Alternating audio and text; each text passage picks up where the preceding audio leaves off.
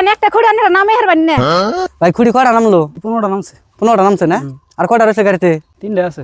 হ্যাঁ ফটাফট নামালি হইলো।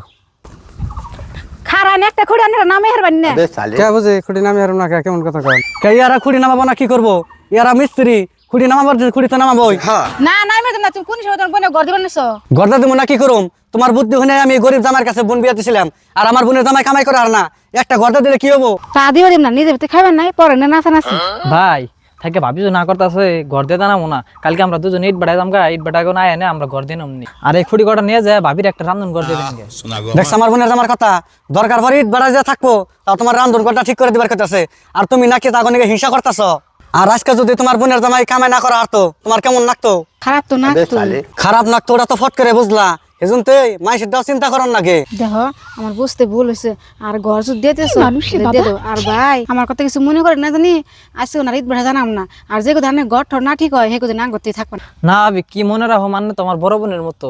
হ্যাঁ মাসবান যা হয়েছে হয়েছে না, বাদ দেন, মেলা রোদ নন যায় বাচ্চা চলবো, শরবত খাই আমরা এখন, শরবত বানাবে।